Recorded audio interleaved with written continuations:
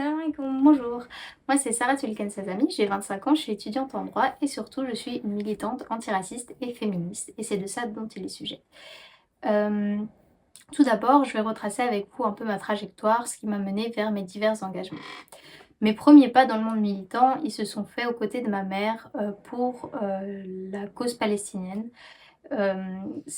J'ai participé à des manifestations, quand j'ai eu l'âge de la comprendre, j'ai signé la charte BDS, je boycotte encore aujourd'hui, ça reste un de mes engagements principaux, et ça reste très présent dans mon contenu sur les réseaux sociaux.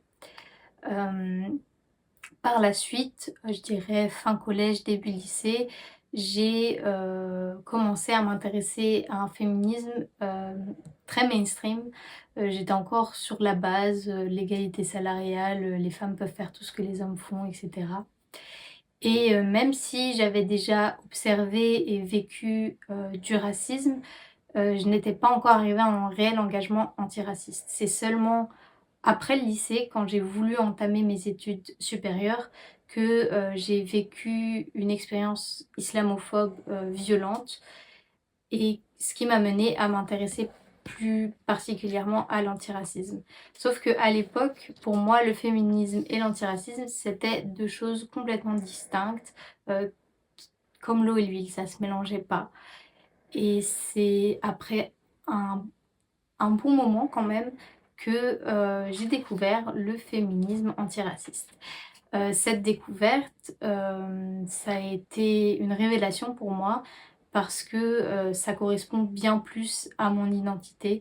Euh, donc je suis une femme musulmane marocaine qui vit dans un monde qui est tant patriarcal que colonialiste et donc le racisme et le sexisme, je vis les deux tout le temps.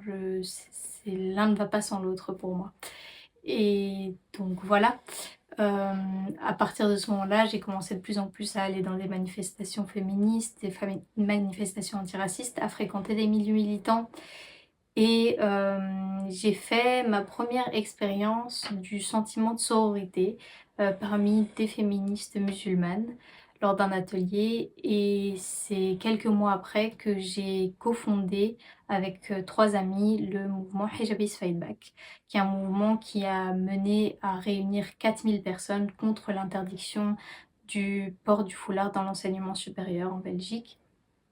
Et voilà, grosso modo, c'est ça mon parcours en tant que militante contre le patriarcat, le capitalisme et euh, le colonialisme. Maintenant, j'aimerais un peu vous parler de mon rapport au féminisme. C'est vrai que en tant que femme musulmane, c'est parfois un peu difficile de se revendiquer féministe simplement parce qu'on nous le refuse, que ce soit dans les sphères féministes ou dans les sphères musulmanes, on nous rabâche constamment que l'islam et le féminisme seraient incompatibles. C'est une vision clairement à laquelle j'adhère pas du tout du tout et j'ai jamais eu de mal personnellement à me revendiquer féministe, bien que ma vision du féminisme a clairement beaucoup évolué et n'a rien à voir avec ce qu'elle était à mes débuts. Aujourd'hui, je me revendique d'un féminisme qui se veut inclusif et décolonial. Inclusif parce que, à mon sens, le féminisme doit inclure absolument toutes les femmes, quelle que soit leur identité de genre, quelles que soient leurs convictions, quelles que soient les valeurs qu'elles prônent à travers ce féminisme, parce que, comme on le dit souvent, il n'existe pas un féminisme, mais il existe autant de féminisme qu'il existe de femmes. Et par là, je veux dire que cette inclusivité, elle doit être radicale. C'est-à-dire que même les féministes civilisationnelles qui sont à l'opposé complet de mes valeurs euh, ont tout de même leur place dans les mouvements féministes à mon sens, parce que je ne vais pas agir comme elles et les rejeter de ces espaces, et parce qu'elles ont quand même une voix et une certaine légitimité et un vécu de femme qui a son importance. Euh, et décolonial, je sais que ça peut paraître paradoxal parce que le mot féminisme même a un certain héritage colonial. Je pense notamment aux cérémonies de dévoilement au Maghreb qui étaient faites pour la libération de la femme maghrébine. Mais je pense que justement ça a été dévoyé, ça a été instrumentalisé euh, pour servir le patriarcat et le colonialisme. et que c'est important que nous, femmes racisées musulmanes, on s'approprie ce terme et on investit les espaces féministes parce que, parce qu'on a un héritage féministe tout de même et ça reste le terme le plus approprié pour désigner les luttes qu'ont menées les femmes parmi nos ancêtres et qu'on se doit de continuer cette lutte et qu'on se doit de contrer notre invisibilisation et de contrôler euh, la narration de nos récits, de nos histoires. Et, euh, et justement, aujourd'hui, je vois le féminisme non pas simplement comme une lutte pour l'égalité des sexes, mais surtout comme une lutte contre les oppressions du système patriarcal. Et ce système patriarcal, il est renforcé par le colonialisme et il est renforcé par le capitalisme. Et du coup, à mes yeux, un féminisme qui ne serait pas décolonial et qui ne serait pas anticapitaliste n'a absolument aucun sens. Pour finir, j'aimerais vous parler de mon rapport à l'art et à l'expression digitale en ce qui concerne mes engagements. Moi, j'aime beaucoup écrire et j'ai toujours aimé l'infographie aussi. Un peu moins l'art pictural classique, genre Picasso, Monet, etc. C'est pas vraiment mon truc. Et du coup, créer du contenu esthétique sur mes réseaux sociaux, partager ce que je fais, ce que je pense, ce que je vis, c'est vraiment un grand kiff pour moi. Euh, Peaufiner mes visuels et tout, vraiment j'adore faire ça. Et je pense que justement, en tant que femme racisée, engagée, c'est important aussi qu'on soit présente sur ces espaces-là, qu'on occupe les espaces digitaux, hem, parce que, ça reste un moyen d'expression artistique qui est beaucoup plus accessible et beaucoup plus ouvert que, les milieux artistiques classiques qui généralement sont assez élitistes et assez fermés.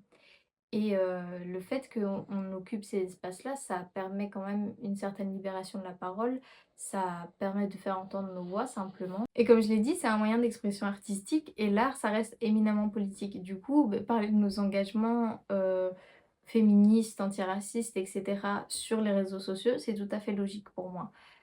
Et au-delà de ça, c'est un outil qui a permis une plus grande accessibilité des pensées militantes. Aujourd'hui, on observe qu'il y a beaucoup de personnes qui vulgarisent des concepts sociologiques et du jargon militant. Et ça a permis aussi de mener à certaines mobilisations. Ça permet de découvrir plein de points de vue différents, des analyses différentes. Euh, donc vraiment, je pense que pour beaucoup, les réseaux sociaux, ça a aussi été une porte d'entrée vers le militantisme. C'est grâce aux réseaux sociaux qu'ils ont découvert le monde militant et ça, c'est bénéfique. Après, à titre personnel, je pense que l'essence du militantisme, elle se trouve dans l'action collective et dans l'élaboration des stratégies de lutte. Ce qui est pas facile à faire sur les réseaux sociaux parce qu'il y a un certain élément de spontanéité et c'est aussi très personnel, généralement les réseaux sociaux, qui ne permet pas ça. Mais ça reste un outil qui est primordial pour toutes les raisons dont je viens de parler et donc qui est nécessaire et aujourd'hui ce serait bête de, de ne pas s'en servir simplement.